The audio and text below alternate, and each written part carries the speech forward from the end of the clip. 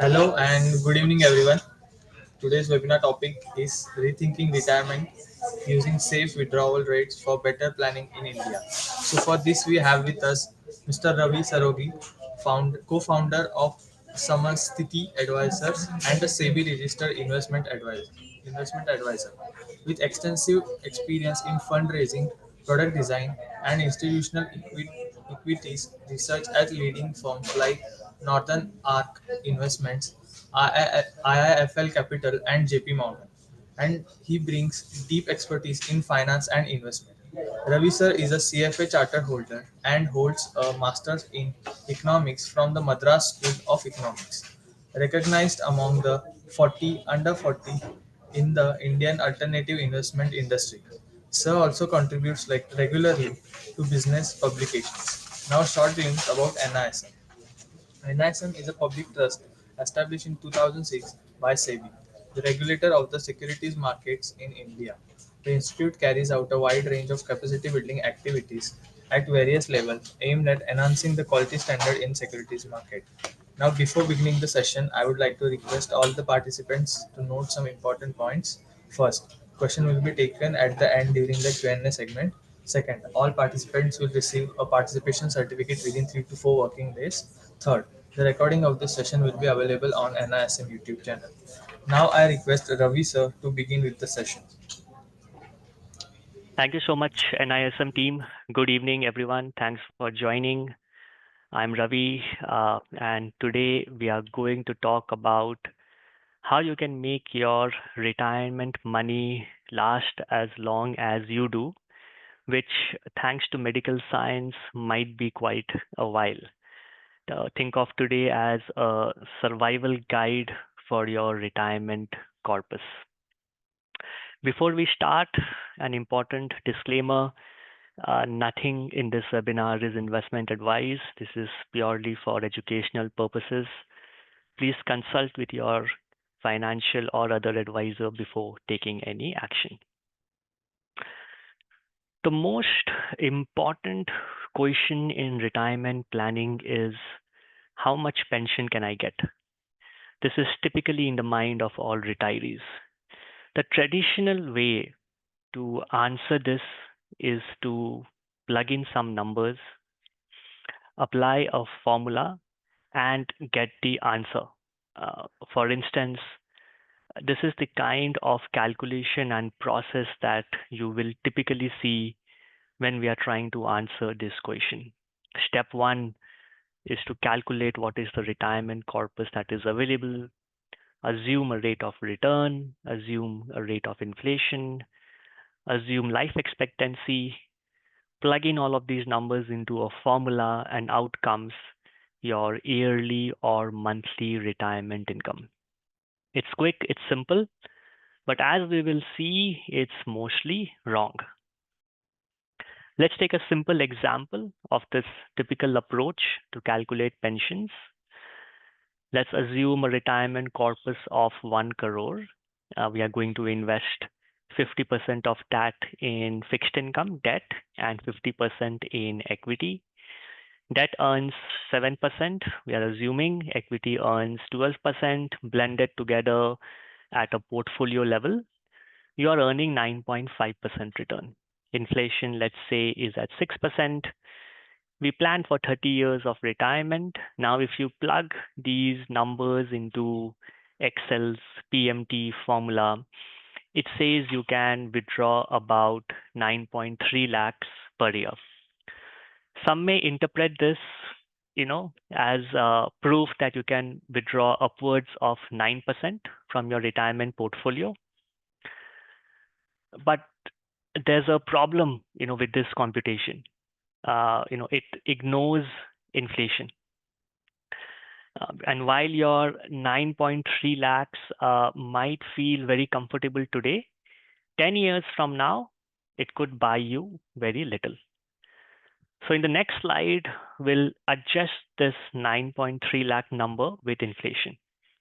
And in case any of you here is wondering why the 9.3 lakhs is less than 9.5 lakhs, it's because we are assuming beginning of the period computations.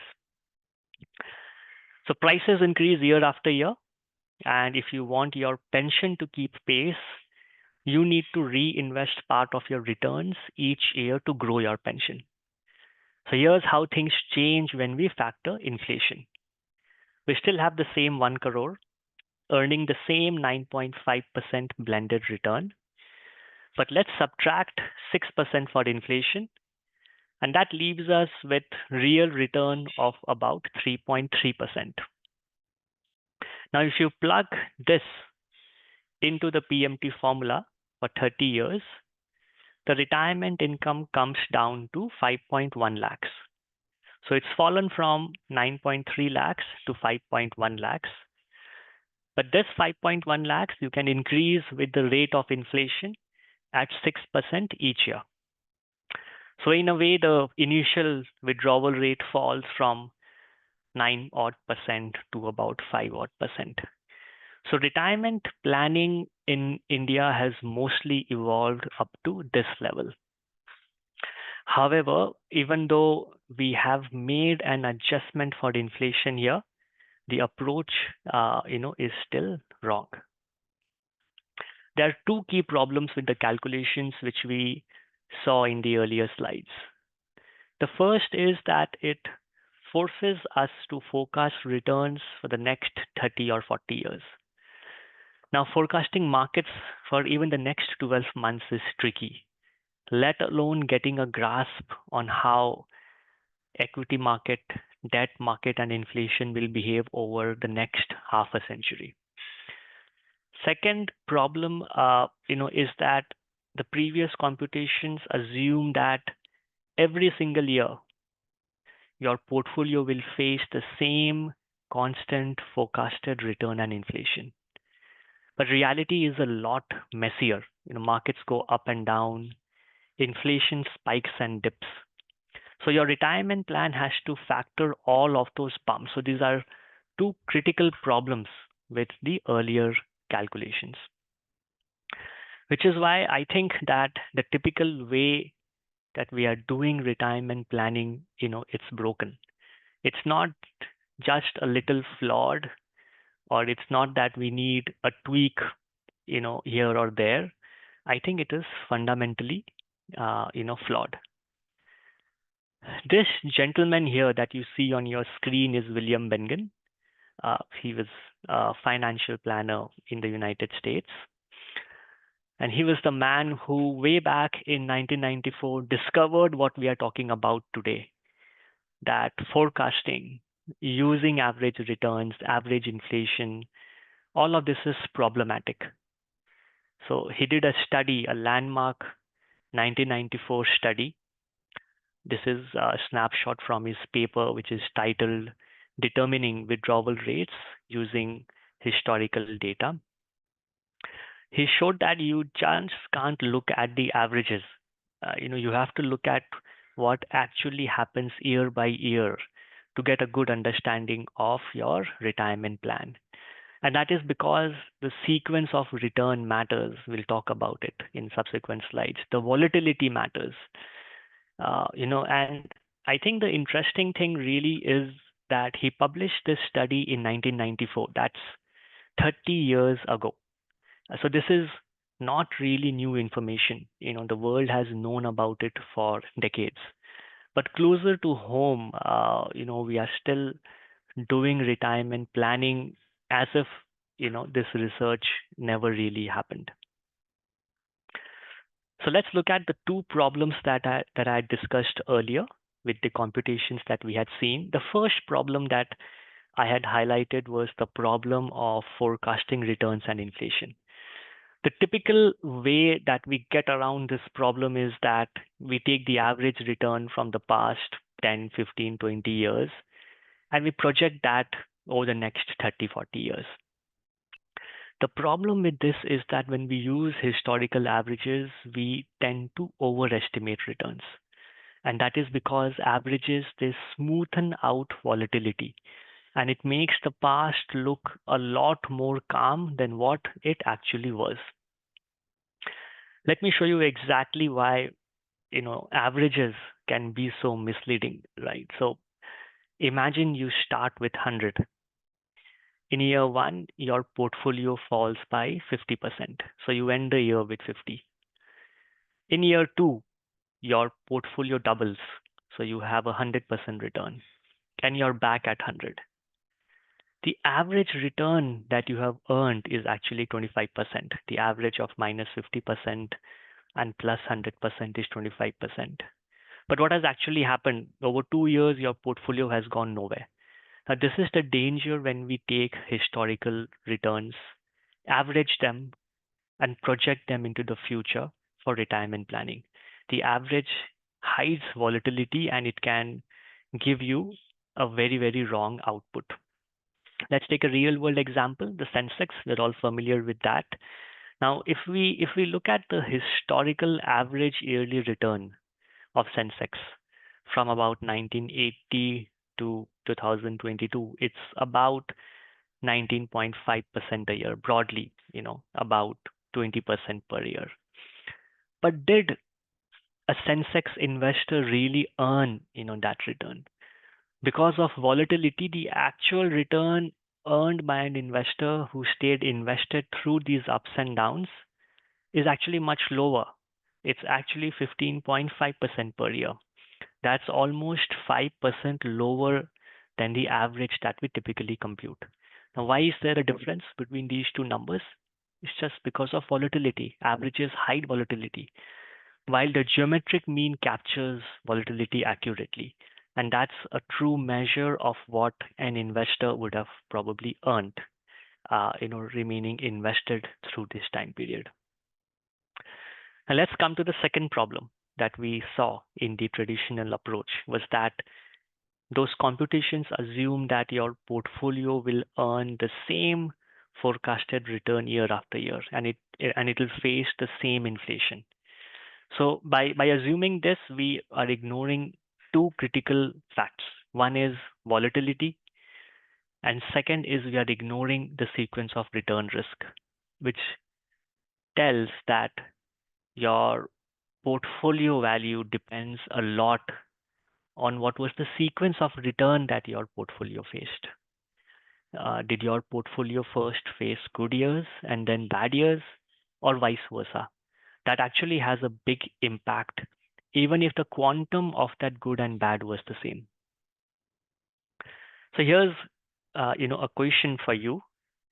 If you had to choose between these two portfolios on your screen, which one would you pick? Portfolio one has an average return of 14% over the last 5 years. Portfolio two has an average return of 10% over the same period. I think it's a no-brainer, right? Portfolio one looks better. But let's look under the hood. Portfolio one, while averaging 14%, is very volatile. It had a spectacular year three in which it went up 60%, but also a disastrous year four when it crashed by 60%. Portfolio two was far more steadier. There were smaller, more consistent gains each year, which yielded a lower average return of 10%. Now let's see which portfolio actually did better. Now, after 5 years, when you do the math, you see that portfolio one ends up with 97, portfolio two ends up with 131. So that's a 35% difference in the final value. And that is despite portfolio one having a significantly higher average return. The reason this is the case is because the average return is hiding volatility. Those big swings in portfolio one, it erodes the compounding effect. And portfolio two's steady return, it may look boring, but they protect the capital and it allows the capital to grow more consistently. Let's take a look at another example. This time, two portfolios, same average return, but different sequence of return that these portfolios faced.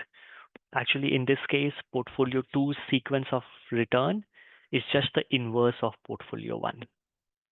Now let's take a look at how that impacts the portfolio's ending value.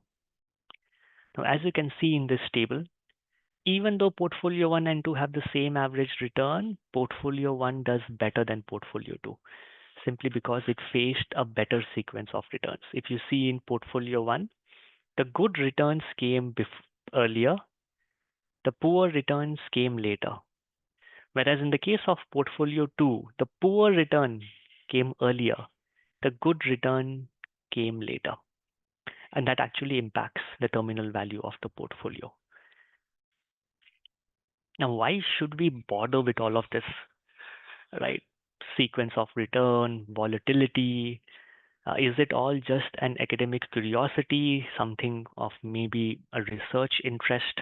Does it really matter, to a typical retiree or to a typical investor? So to illustrate why all of these things matters a lot, and all of these things will determine your financial outcomes. Let's take a story or a case study of Shalini and Maya. This is a fictional, case study. The data is actual, the personalities and the story is fictional, but it does an excellent job of illustrating the points that I'm trying to make. So let's get to meet Shalini. So it's 1992. So this story is set in the year 1992. Shalini has had a long and fulfilling career. She's now 60 in 1992, and she's looking forward to her retirement. She's actually glad that she's retiring after the tumultuous years of 1990, 1991, when India had the balance of payments crisis, and she's looking forward to some stability. She's a disciplined saver, and she had accumulated a very healthy retirement corpus of about 1 crore, which, if you think about it, in the year 1992 was quite fantastic. So she rings up her trusted advisor Maya to get some math done as to how much can she withdraw from her retirement corpus. Maya, Shalini's financial advisor, undertakes this analysis. So Shalini's current age is 60. Life expectancy was taken at 90 years. Maya assumes a return of 12% on equity, which is actually not very aggressive given that we're talking about 1992 when nominal equity return used to be quite high. Debt return of 8%, interest rates back then in 1980s, 1990s used to be actually quite high, even in double digit, levels. So 8% is again not aggressive. Inflation of 7%. Maya assumes a balanced asset allocation, 50% equity, 50% debt, and she computes the monthly pension that Shalini can draw of about 41,000 rupees. And this calculation is done using the same approach that we spoke about earlier, using that PMT formula in Excel. And this 41,000 pension, Shalini can increase by the inflation rate of 7% each year. Now, this graph tells us how the reality actually fared. Now, there are two lines here. The yellow line is the expectation. This is how Shalini's retirement plan looked like in Excel, and how Maya had done the computations. The blue line is the retirement corpus, actually behaving like it was getting exposed to Sensex returns and debt returns.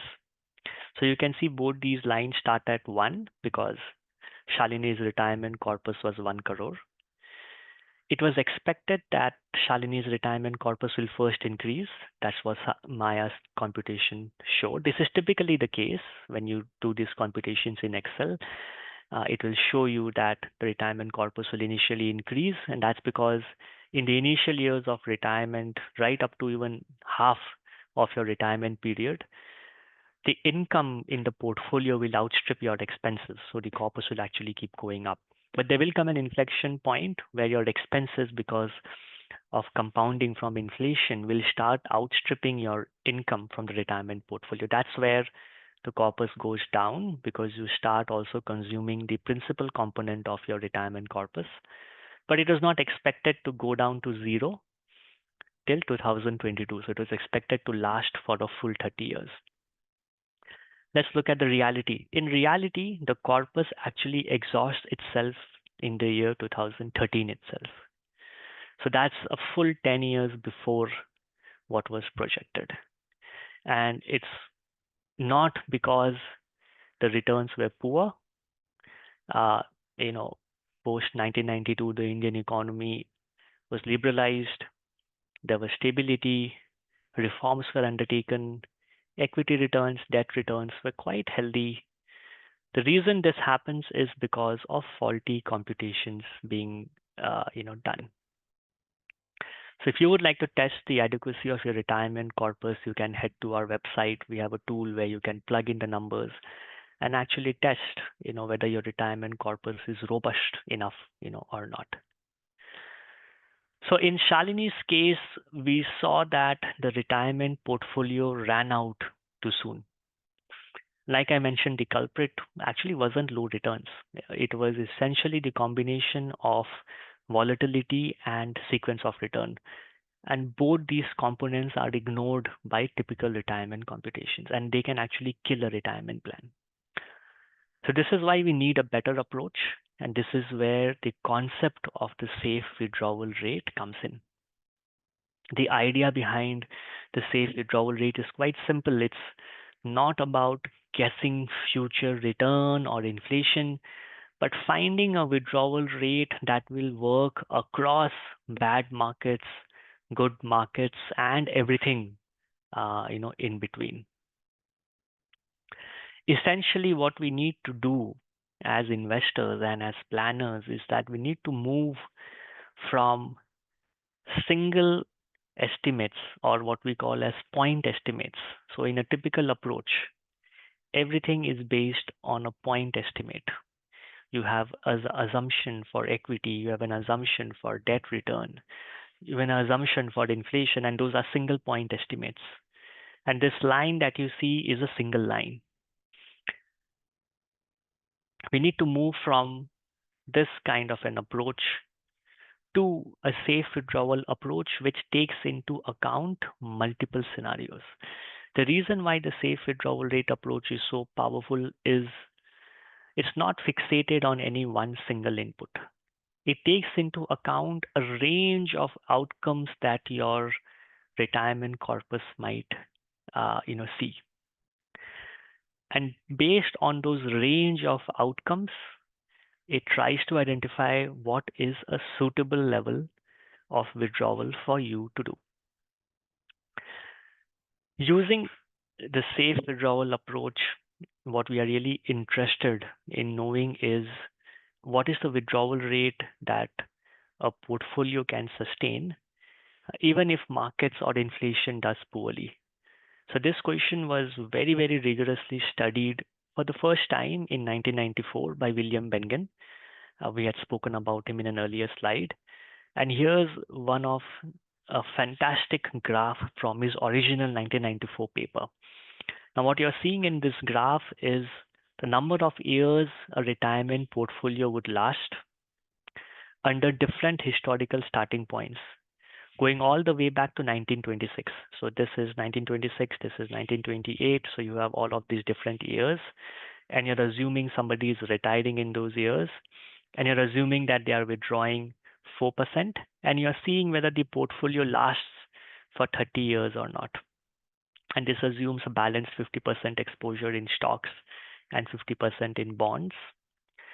Now, Bengen's big finding, and as is evident in this graph, is that no matter when you started, even in the worst historical periods like the Great Depression or the stagflation of the 1970s, the portfolio actually lasted for at least 30 years in all the cases if the initial withdrawal rate was 4%.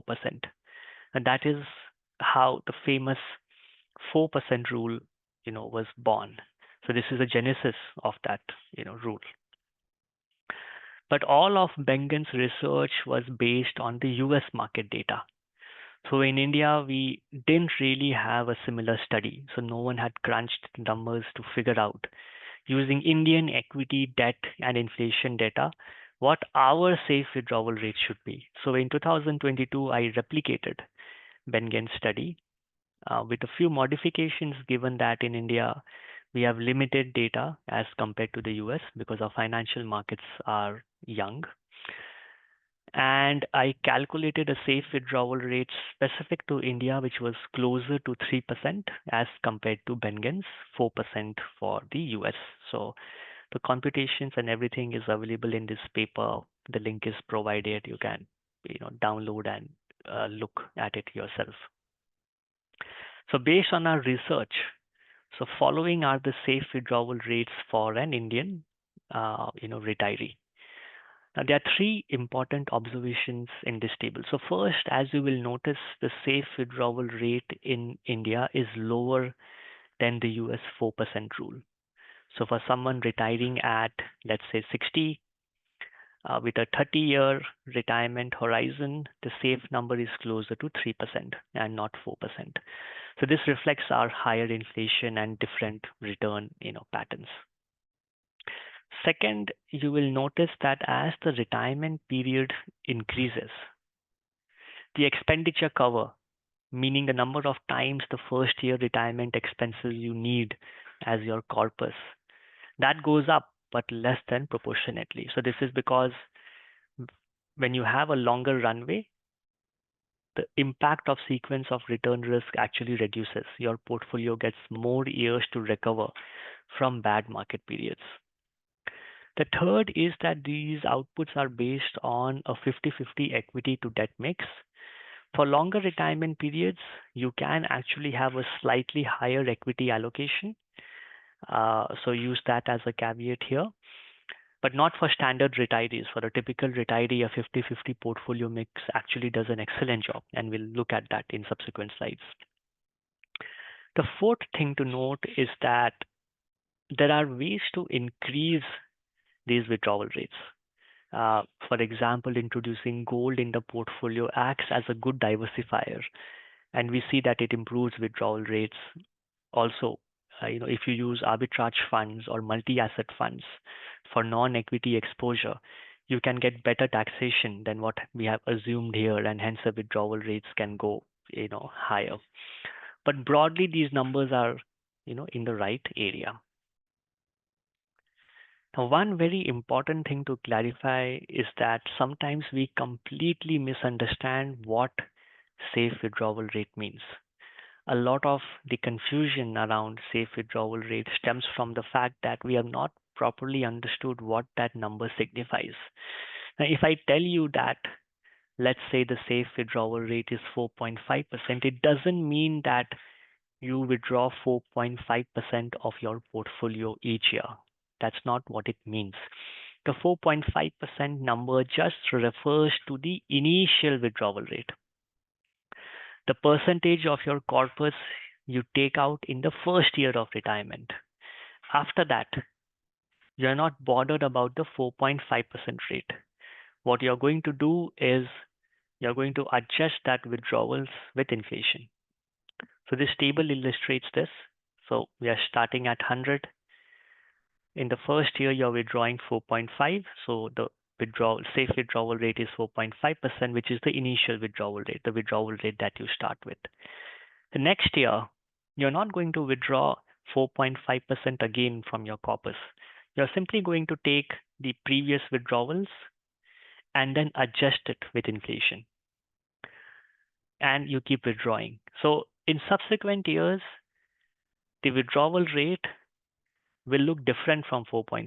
It might go up, it might go down. It depends on how does your portfolio, behave. Now, when I first shared the results, of my research, the reaction was disbelief, denial, a lot of anger as well, and that is because people are used to hearing about much higher withdrawal rates in the media, numbers like 6%, 8%, or even higher. And here are the common pushbacks that has been hurled, at me. First was that look at the past 5, 10, 15-year returns. This criticism doesn't make sense because that's exactly what we should not be doing. People have asked us to do a back test. This criticism is surprising because the entire safe withdrawal methodology is actually a backtest on steroids. Why is the share of equity only 50%? It's simply because that's actually a very optimal asset allocation to have. If you increase the share of equity beyond that, you'll actually see inferior numbers. And things like a bucket strategy can help, uh, you know, target higher withdrawals. And we'll again look at each of these objections and, in subsequent, slides. So we'll look at now what are the main challenges or caveats in retirement planning. These are challenges, caveats, not only for planners, but these are challenges and caveats for retirees and for investors like yourselves, as well. The first challenge is that people are anchored to withdrawal rates that are significantly higher than what data supports. So in the public domain, it's very common to see assumptions of 6%, 8%, or even 11% annual withdrawals. So these are usually based on very simplistic compounding assumptions that completely ignore volatility and sequence of returns. So this is not just a technical challenge. I think it's a behavioral challenge that we all have to surmount. The second challenge is breaking what I call the rear view mirror problem. The habit of using past returns to predict the future. So I've written about these challenges in detail in a live mint column. You can go to live mint, look at the columns I have authored, and you can read about each of these in a lot more detail.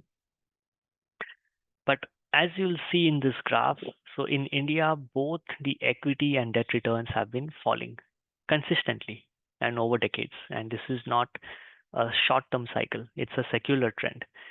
The green line is the debt return. So the debt return axis is here on your right-hand side. The blue line is the equity return, for which the axis is here. And the red line is the inflation, for which again the axis is here. Now, if you look at the chart, the 30-year rolling equity returns have come down from high teens closer to 10% now. The debt returns, which once used to average around 11%, are now closer to 7 odd percent. So while asset returns have fallen, inflation has also fallen by not to the same extent, which means that the real return that investors are earning has significantly come down over the years. So this means that if you take an average of last 5, 10, 15, 20, 30 years and plug those numbers into a retirement plan, we are almost certainly overstating future returns, and by extension, we are actually overestimating the withdrawal rates. So challenge 3. So after we accept that past returns may not repeat, the next instinct that people have is, okay, fine. What I'll do is I'll increase the share of equity allocation in my portfolio. And equities have given excellent long-term returns. So that should allow me to withdraw more. That should allow me to escape these low withdrawal rates that we have been talking about. But the data again, says something which is completely opposite. And again, like I mentioned, I've written about these in detail in my live mint columns. Do please, read them in detail. So in our research, the safe withdrawal rate actually peaks at an equity allocation of about 30 to 40%. And beyond that, increasing equity allocation actually reduces the safe withdrawal rate. And this is not just the case for India. If you look at the safe withdrawal literature internationally, this is exactly the same which has been discovered in those markets as well, that high equity exposure can be more damaging than beneficial. So this is not surprising, at least to me, because withdrawal rates, the reason the safe withdrawal rates are conservative is because of volatility in equity. So you cannot solve for the problem of conservative withdrawals by increasing equity allocation. So that would actually be like adding, fuel to fire. It will completely burn down your retirement plan. The challenge four is preventing behavioral hacks from being used as mathematical, edge. So once we realize that going all in on equity doesn't rescue us from low withdrawal rates, another solution that is often branded is hacks like the bucket strategy or portfolio organization techniques like the bucket strategy. So the idea is quite appealing. You keep a few years of expenses in safe debt, you use equity for growth, and you refill the debt bucket when markets do well. And this supposedly will shield you from sequence of return risk and supposedly will allow you to keep higher equity allocation and allow you to withdraw higher. But when you run the data and you compare the bucket strategy with the typical rebalancing strategy, the rebalancing strategy actually wins. There is no mathematical edge to a bucket strategy. And uh, this is because rebalancing strategies not only avoid selling equity at market bottoms, but they also actively buy equity when valuations are low, and that's very, very powerful. And that's usually not a feature in a bucket strategy, and you can read about this in a lot more detail in this column. Challenge 5 is understanding why the safe withdrawal rate is low. You know, Safe withdrawal rate often feels frustratingly low, even to me. But that's because it's designed to give us a very high probability of success. What you see on the screen is a sample simulation. So the green dots are successful simulations where the retirement corpus does not become negative, while the red dots are failures where the retirement corpus becomes negative before the retiree's life expectancy. Now, what we are trying to do in the safe withdrawal research is we are trying to reduce the number of red dots, which also means that when you use the safe withdrawal rate methodology, you will have an adequate buffer of green dots to fight future uncertainty in returns and inflation. And the safe withdrawal approach, actually, as its name implies, is a very, very safe way, to retire. So it's very, very important to understand why the safe withdrawal rate numbers might appear, to be low. This is, we have covered quite a bit of ground. Would like to leave some time for Q&A. So today's discussion has been about challenging misconceptions and setting realistic expectations, talking about safe withdrawal rates, talking about why the typical approaches are typically wrong. Our work, doesn't stop here. The next frontier is dynamic and adaptive withdrawal strategies, looking at how retirement withdrawals can respond to market performance, inflation, or portfolio health. And, maybe we can talk about this part of the research in a subsequent, webinar. So that brings us, to the end. I hope you found this useful. Questions and comments, are most, welcome.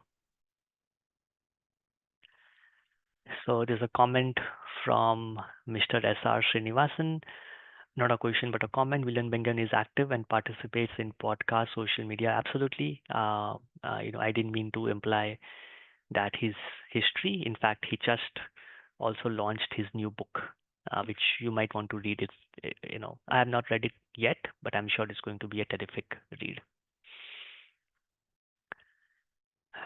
Mr. Mandar Kulkarni actually, chose portfolio 2 in our illustration. So Mr. Mandar actually is very well aware of the role that volatility can play, in portfolio selection. Mr. Sanjay Bhagat has a comment. Have you considered annual returns, net of income tax? If yes, then it's difficult to get such high returns, which makes scenarios even more grim. Your views, please. So, Mr. Sanjay, the slides that we saw in which we looked at the typical retirement computations, 12% equity return, 7% debt return. So there we have not factored any tax. The idea simply was to showcase a methodology and not really get into whether those numbers are realistic or not. But in the safe withdrawal methodology, the slide that I showed where I had the results of the simulations on the retirement portfolios that do factor in taxes. So we have looked at long-term capital gain tax on equity and maximum marginal rate of taxation on, fixed income. But like I mentioned, in case you are structuring your retirement portfolio for the non-equity part by using arbitrage funds or multi-asset funds, your overall portfolio taxation can actually come down to below 15 odd percent, which can help you increase withdrawal rates a little higher. Mr. Shaurya Bajaj has a comment. Your chart on long-term returns from Indian debt and equity investments, is this the same case in markets like the USA? So in the case of the USA, it's similar, but not to the same extent. In the case of India, the data is more pronounced in the case of falling asset returns. That is because the Indian economy is an economy in transition. We are, a developing country. In a developing country, as the macroeconomic policy gets a better handle on inflation, we do see inflation progressively come down. And that's true for India. If you look at decadal inflation in 1980s, 1990s, 2000, 2010s, you will see that there has been a decline in inflation. And when inflation declines, the headline nominal returns also comes down. But in fact, the chart there that I had shown doesn't show you the real return. But if you go to my column, if you go to the online version of this column, I have also a graph which shows the real return. So asset returns have actually fallen more than inflation. So real returns have actually come down. Have you considered other withdrawal strategies? Oh, that's an excellent question by Mr. Bhargav. Like it says ratcheting or Vanguard's guardrail. Yes, my latest research does an evaluation of 10 very popular dynamic withdrawal strategies, including the Kitces ratcheting, the Vanguard, percentage floor and ceiling method, the guardrail strategy. So, for example, in this uh, graph, you can see that in my subsequent research, I am trying to map different dynamic withdrawal strategies by their stability score, savings score, and their spending score. So this research is just released. In fact, if you go to my SSRN page, you can access that research there. I'll be presenting this research on 28th August at an Institute of Actuaries of India event in Mumbai. So if you're around, just look up the Institute of Actuaries of India website. You can register for that event, and I'll be actually doing a lowdown on these dynamic withdrawal strategies. Mr. Pavan asks, what does expenditure cover of 33 mean? It simply means you take the first year of expenditure in retirement, you multiply that by 33, and that's an adequate retirement corpus for somebody who's looking to be in retirement for 30 years. So if you're not retired, all that you need to do is you need to project your retirement expenses as to what it would look like in your first year of retirement. So when you're 60, what are you going to spend annually? You need to have an estimate of that. Multiply that annual number by 33 times. That should be your ideal, retirement corpus. If a portion of my equity is in US equity, how does that impact safe withdrawal rate? So in our research, we have not looked at international allocation in the portfolio. We have looked at equity, debt, and gold. We can also, in subsequent research, introduce international investments to the extent that international investments will not be correlated with Indian assets. It will have diversification benefits. It may potentially lead to some improvement in the withdrawal rate. Miss Sen Gupta asks, where should we invest for retirement planning, ULIP, NPS, or MF? I have very purposefully not gone into products. That's because I feel there is enough literature on whether NPS is good, whether mutual funds is good, whether ULIPs are good. So you as an investor will have enough avenues to understand this. But what is really missing in our discussion is the math part of retirement. I think we get that really wrong, which is why I thought in today's session we'll exclusively focus on the retirement math. Mr. Raghu asks, will the recording of video be made available? Yes, of course. Uh, yeah, so an anonymous attendee asks, what would be a good starter strategy, for an early retiree today that reasonably ensures a safe withdrawal for 40 to 50 year, duration. So I think broadly we are looking at corpus requirements that we spoke about here. So I think we're essentially looking at a sub 3%, withdrawal, which can potentially be increased during your retirement. So I think the trick behind retirement withdrawals is that because sequence of return risk is very, very damaging in the early years of retirement. So you somehow have to make sure your portfolio is not exposed to a bad sequence of returns early on, which is why withdrawals, asset allocation, everything has to be conservative early on. If as a retirement progresses, the trajectory of your corpus looks good, it will allow the retiree to ratchet up their expenses. But that's for later. And you cannot bank on that because it all depends on how the trajectory plays out. So in the initial years, a good strategy is to be conservative, to remove the risk of portfolio depletion early on in your retirement. The rest will fall into place. Does buying a few, Mr. Shaurya Bajaj asks, does buying a few balance advantage funds do the trick? I think balance advantage funds are great from a tax point of view, but they typically have a higher equity allocation than what I would prefer.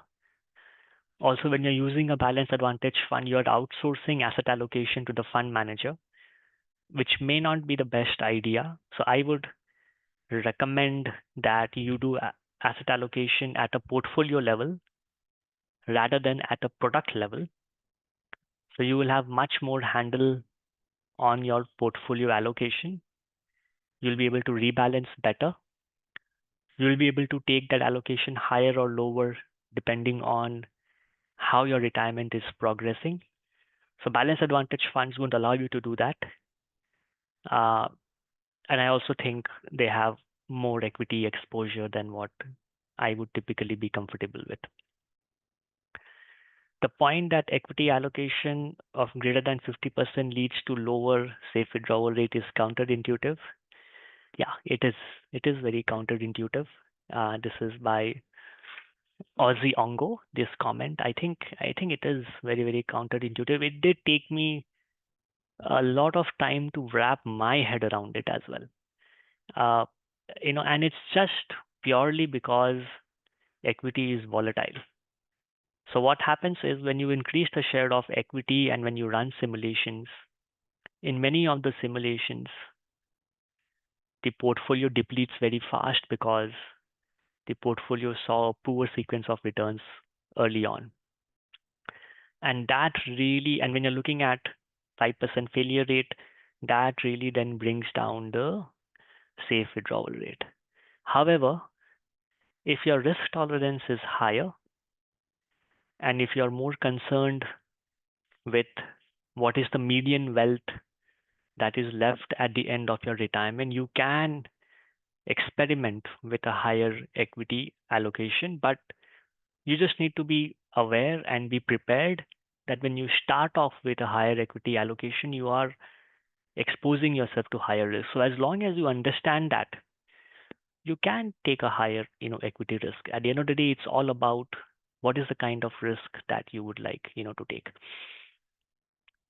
The typical safe withdrawal methodology penalizes high equity allocation because, like I mentioned, it's trying to keep failure rate at 5% levels, and higher equity allocations, do not allow for that. What role does portfolio composition play?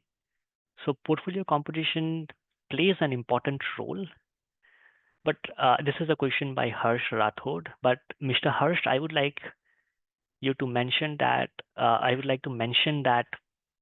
if you look at research, it's very, very clear that asset allocation plays a significantly much more important role in financial outcomes than products. If you get the asset allocation right, and even if your product selection is not top notch, you will see that you will do a lot better than cases where somebody gets the product right, but the asset allocation wrong. So I would encourage you to think a lot more about asset allocation than products. Mr. Mukesh asks, how can you implement the rebalancing strategy? So if you look at my column that I mentioned here, do read this column. It does an excellent job of explaining how a simple annual rebalancing can be so much more powerful than all the complexity that is typically thrown at a retiree. You don't need to do any rocket science. A simple annual rebalancing is an excellent way to make your retirement portfolio last. And that's because what happens in the case of a simple annual rebalancing is you will see that you will sell high and you will buy low. So let's say the equity part of your portfolio has fallen. People tend to think that safe withdrawal rate numbers look low because you're actually withdrawing from equity when markets are down. That's not the case at all. When markets are down, forget about withdrawing from equity. A simple rebalancing strategy will actually lead you to buy more equity. So there is no question of redeeming, from equity. You're going to sell debt assets and buy more equity. At the same time, in equity markets does really well, its allocation in the portfolio will go up. So you will sell equity and buy debt. You see, the beauty behind this is it's an automatic discipline into selling high and buying low. And that is why simple rebalancing strategies actually outperform bucket strategies. Mr. Vijay Shankar asks how to justify MF investment for retirement returns when it is giving 4%. So the question is not clear, so I'll skip that. Mr. Raghu Narayanan asks, in Indian financial market has low data set. What is the risk in getting the safe withdrawal rate calculation done? So this is an excellent question. When Bengen did his study back in 1994, and of course he's still talking about all of this today, he had access to more than 100 years of data. So that's fantastic. It allows a much richer computation, a more robust computation. In the Indian case, data is very limited. Sensex data is from 1979 onwards. So equity data is only for the last 40 years.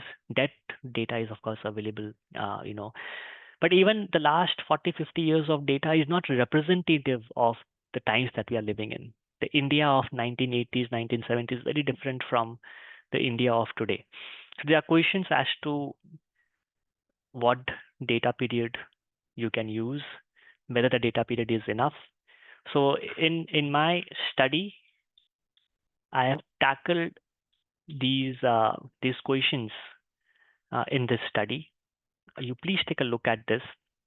It was not possible to do an exactly Bengen kind of study in India because we wouldn't even have one single 30-year retirement period from the data.